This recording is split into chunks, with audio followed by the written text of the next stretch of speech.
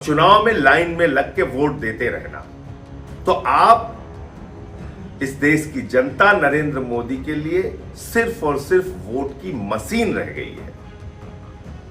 इसके अलावा हमारा आपका कोई इस्तेमाल नहीं है। नमस्कार, जय हिंद साथियों। कल भारत के प्रधानमंत्री नरेंद्र मोदी जी ने यह कहा कि 2 महीने से भारत की सरकार यानी कि मोदी जी आपका बोझ उठा रहे थे। अब चुनाव खत्म हो गया तो अब बोझ नहीं उठाएंगे मोदी जी। 5 राज्यों का चुनाव जब तक हो रहा था तब तक आपका बोझ उठा लिया उन्होंने। अब वो कह रहे हैं तेल का इस्तेमाल कम कीजिए, पेट्रोल डीजल का इस्तेमाल कम कीजिए, गैस का इस्तेमाल कम कीजिए, सोना ना खरीदिए, 1 साल तक सोना ही ना खरीदिए, कोई भी शादी हो फंक्शन हो ना खरीदिए। मोदी जी कह रहे हैं खाने के तेल का भी इस्तेमाल कम कीजिए। ये सारा ज्ञान चुनाव भर याद नहीं आया मोदी जी को। तब कह रहे थे कोई कमी नहीं है, पूरा भंडार भरा हुआ है, कोई समस्या नहीं है।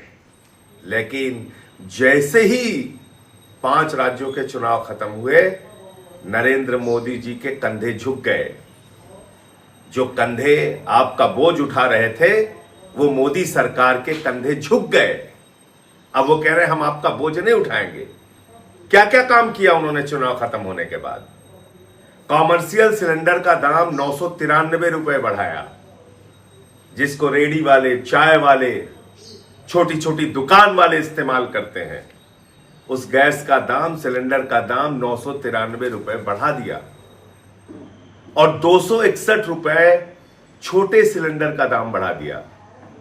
5 किलो वाले सिलेंडर का दाम बढ़ा दिया, जिसको छात्र इस्तेमाल करते हैं, जिसको मजदूर इस्तेमाल करते हैं, जिसको गरीब आदमी, झुग्गियों में रहने वाले लोग इस्तेमाल करते हैं। तो आपके ऊपर लगातार मोदी जी इस तरह से बोझ डालते जाते हैं, महंगाई डालते जाते हैं। कब आपको होश आएगा? कब आप इन सवालों पर सरकार से जवाब मांगेंगे? चुनाव भर आपका इस्तेमाल किया जाता है। कभी 10,000 रुपए डाल दिया जाता है आपके खाते में, उसके बाद पटना की सड़कों पर नौजवानों को डंडों से पीटा जाता है। कभी चुनावों में आपको कहा जाता है न तेल की कमी है, न गैस की कमी है, और चुनाव खत्म होते ही गैस के दाम बढ़ा दिए जाते हैं। आपको सलाह दी जा रही है तेल का इस्तेमाल कम करो, और ये सब कुछ देशभक्ति से जोड़ दिया जाता है। आप महंगाई में रहिए, देशभक्ति है। आप सोना ना खरीदिए, देशभक्ति है। आप विदेशों की यात्रा ना कीजिए, देशभक्ति है। सब कुछ देशभक्ति है।